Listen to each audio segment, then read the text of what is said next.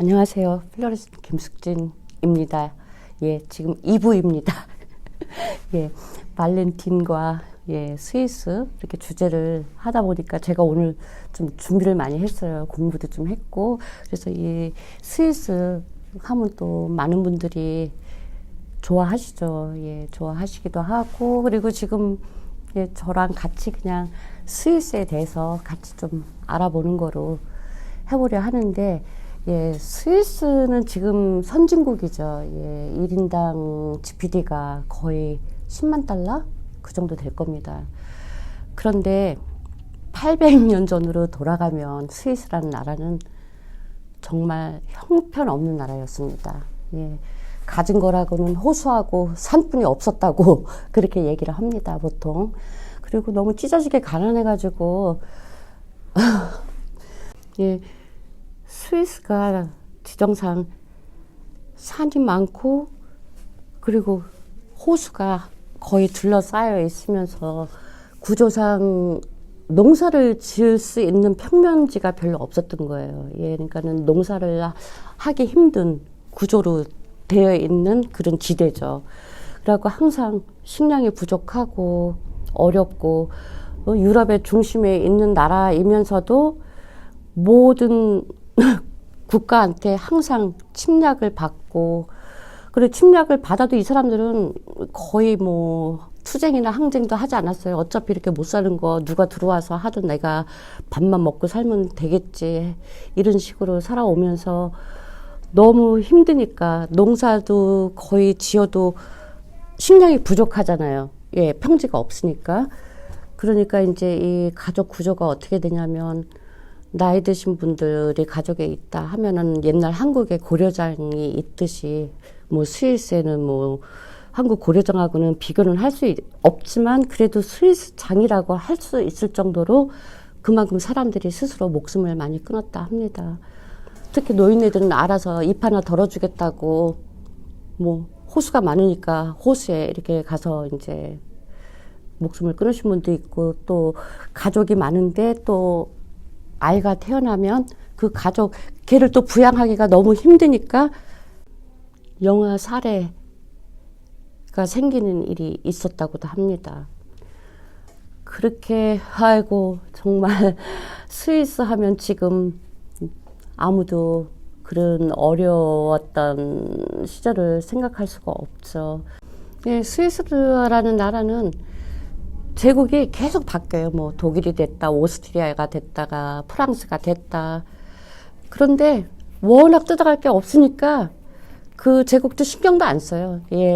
뭐 그냥 내가 스위스라는 나라 땅덩어리 하나 가지고 있다. 이렇게 그거를 위로를 받으면서 그래 이거 내 땅이니까 뭐 그래도 땅 가진 게 그거에 만족을 한 것 같더라고.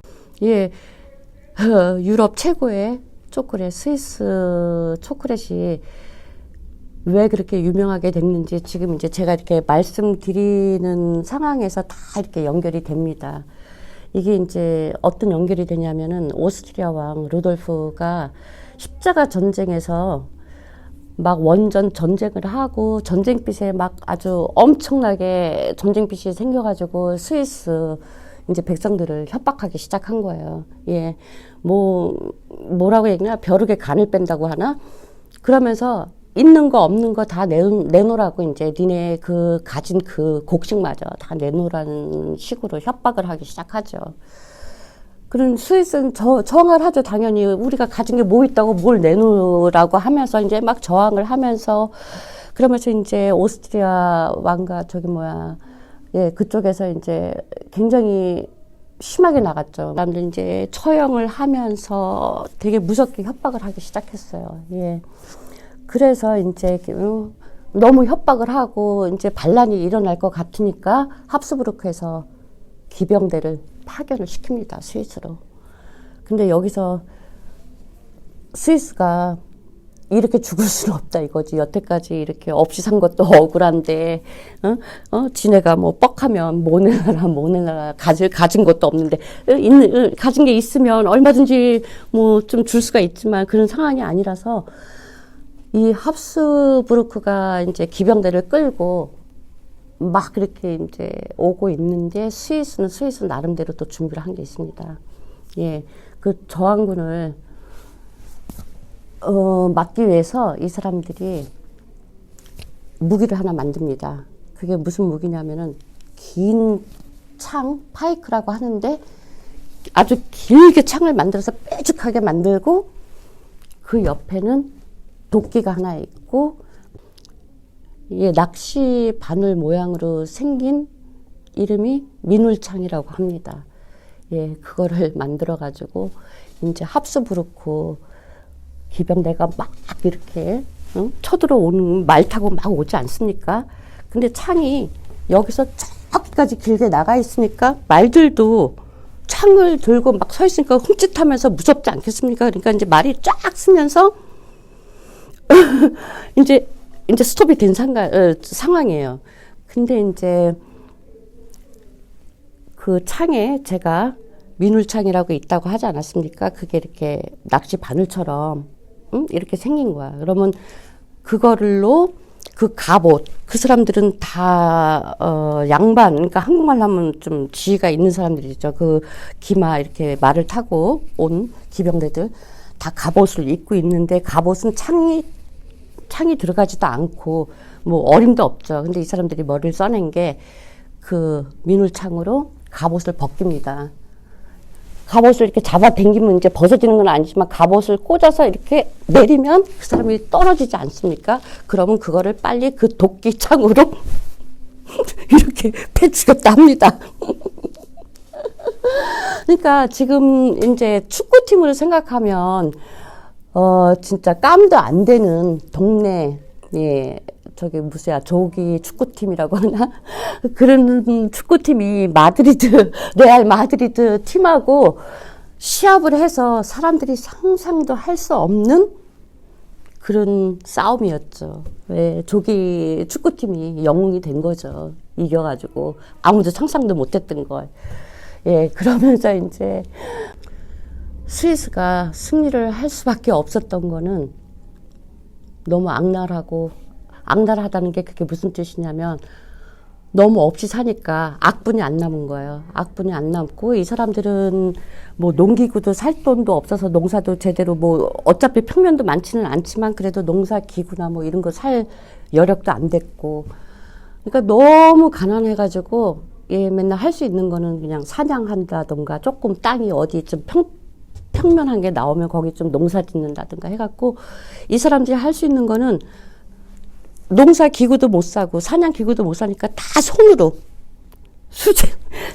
작업을 하는 거죠. 창을 만들 때도 이런 나무가지를 해가지고 또 옛날 칼은 또 칼이 지금처럼 쌍둥이 칼도 아니고 잘 들지도 않지 않습니까? 힘으로 모든 걸 힘으로 제가 힘을 너무 좋네.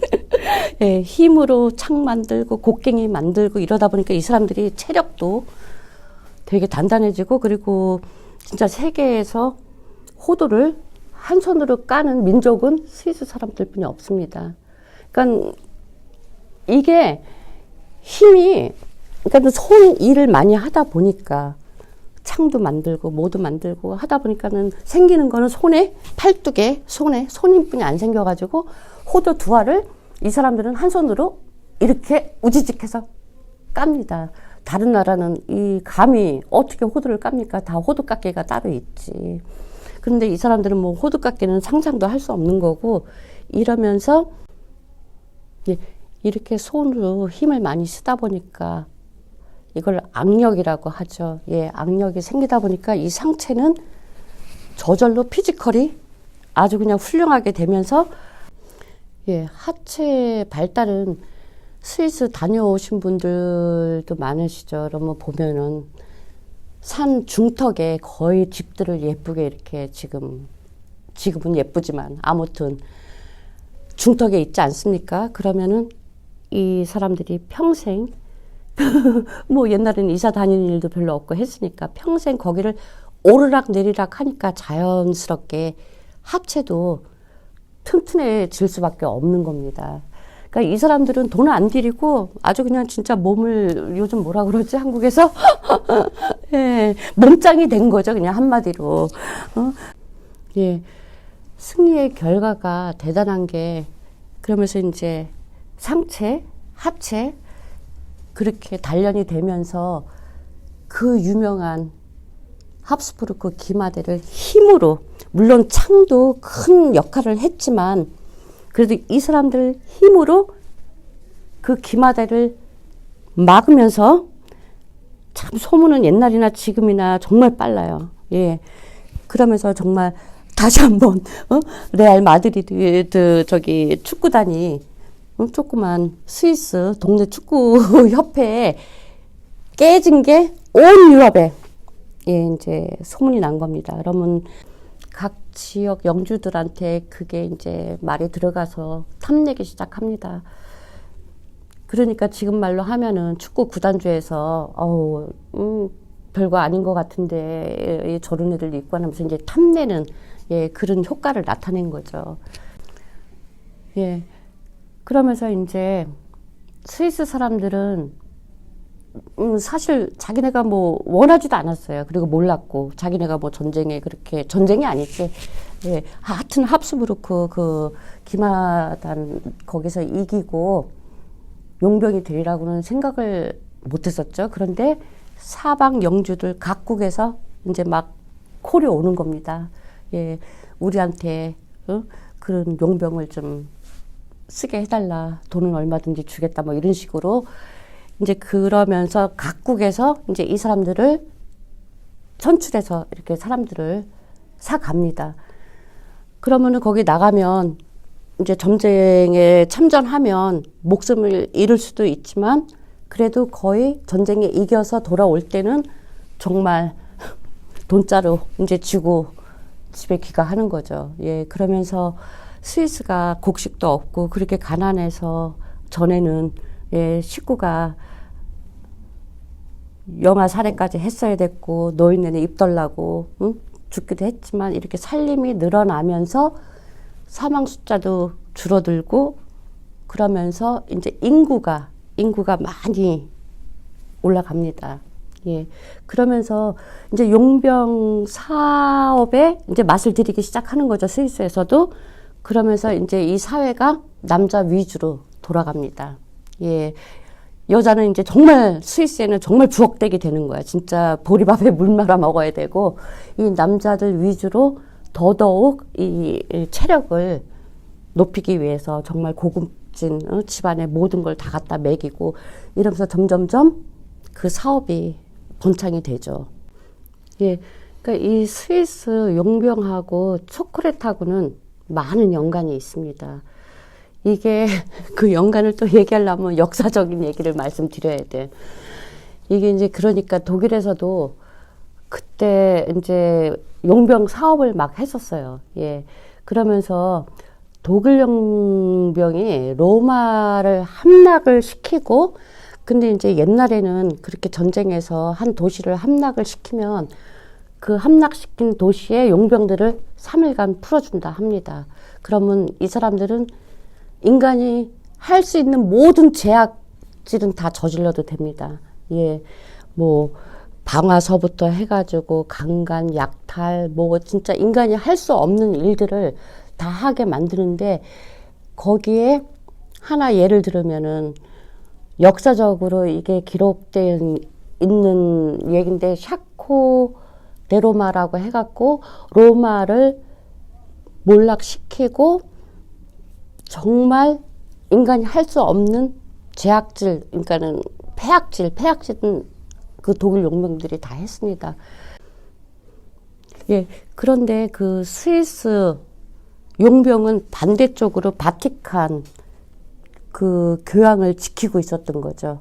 근데 그게 이제 그 사람들이 남은, 그러니까는 이제 로마에서 이제 막 독일 용병한테 깨지면서 이제 남은 사람이 200 몇 명이었는데 하여튼 이 스위스 용병이 제비뽑기를 한 거예요. 앞에서 몸빵 하는 사람, 그리고 이제 나머지 몇 사람이 교황을 데리고 탈출하는 그건데 제비뽑기를 해갖고 앞에 몸빵 하는 사람이 174명이었고 그리고 나머지 44명이 뒤에서 작전해가지고 그 교황을 데리고 구출하는 그런 일을 한 건데 그 교황이 그때 클레멘스 7세였는데 그 사람이 그거를 직접 다 눈으로 보지 않았습니까? 직접 겪고 그래서 지금 바티칸 그 교회 가면은 그 천장에 지옥과 천국이라는 그림이 있습니다. 그 당시 상황에 있었던 일들을 그림으로 다 그리게 했고 그 이후에 스위스 용병은 더더욱 신임을 받아가지고 그 교황청에 가드 쓰는 사람은 스위스 사람만 뽑습니다.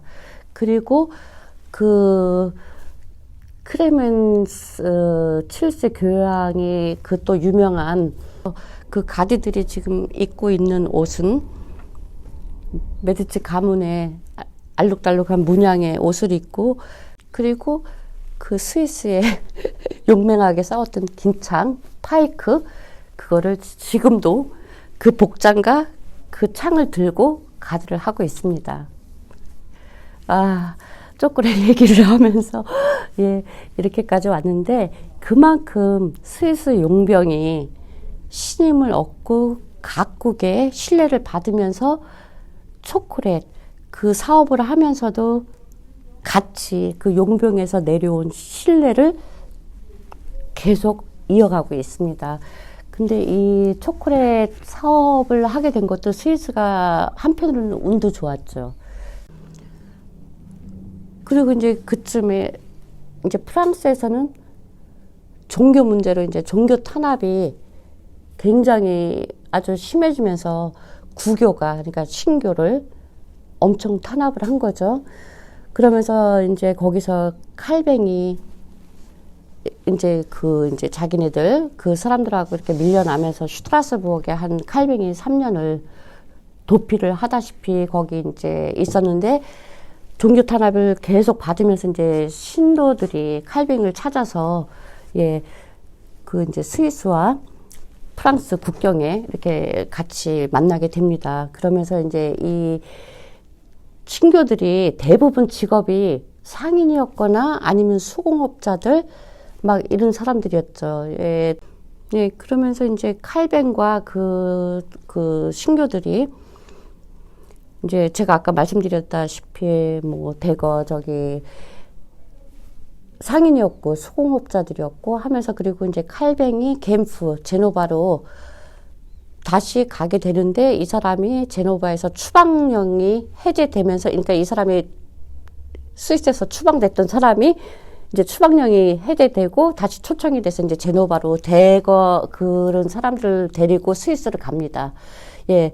그러니까 이제 그 상인이고 수공업자들이 많으니까 당연히 이제 스위스에서는 또 유명한 물건들이 이제 다시 제작되기 시작하는 거죠. 그러면서 이제 정말 유명한 시계 그리고 이제 거기서 나온 게 초콜릿입니다. 이렇게 많은 많은 일들이 있었고 이러면서 이제 세계적으로 초콜릿도 유명하게 된 게 그때만 해도 이제 또 남미가 유럽 식민지 그러니까 스페인, 포르투갈 식민지였는데 그러면서 이제 코코아, 설탕 이런 거를 대거 이제 수입을 해왔죠. 그런데 이제 스위스는 물론 이제 비싸게 사야 하는 그런 입장이지만 그래도 이제 이 사람들이 고집을 피고 초콜릿을 만든 게 그때만 해도 설탕이 어마어마하게 비쌌다고 합니다. 그런데 그 코코아와 설탕만 넣고 초콜릿을 만드는 것을 고집을 했고 다른 사람들은 설탕 대신 뭐 스위스 이런 데는 꿀이 또 얼마나 흔합니까? 꽃도 많고 나무도 많고 하니까 근데 꿀을 넣지 않고 설탕으로 초콜릿을 만드는 거를 고집하고 그러면서 이제 옛날 스위스 용병들이 신뢰를 각 나라에서 받았던 그 신뢰에 쌓은 걸 이 사람들이 이제 초콜릿 사업을 하면서도 같은 레벨의 예, 신뢰를 받았다고 합니다. 그러면서 이렇게 이제 스위스가 예, 되게 강한 나라로 변신을 하면서 그러면서도 정말 저는 한 가지 이해 못하는 게 있는데 제가 아까 이제 용병 얘기하다가 남자 위주 나라라고 했잖아요. 그러면서 이제 하이디 그러니까 알프스의 소녀 하이디를 보면은 정말 걔는 아마도 그 친구를 못 만났다면 아마 알프스 산에서 소나치고 학교도 못 가고 이러고 살았을 겁니다. 제가 이 얘기를 왜 하냐면 스위스에서 여성 투표권이 1976년에 국회 통과해서 투표권을 얻어냈습니다. 예. 예. 그래서 이제 제가 발렌타인의 초콜릿과 꽃 역사 이렇게 하다 보니까 초콜릿 하면 스위스 하면 또 이런 역사를 가진 나라였다고 좀 말씀드리고 싶어서 예, 오늘 수다 정말 많이 떨었습니다. 예, 감사합니다.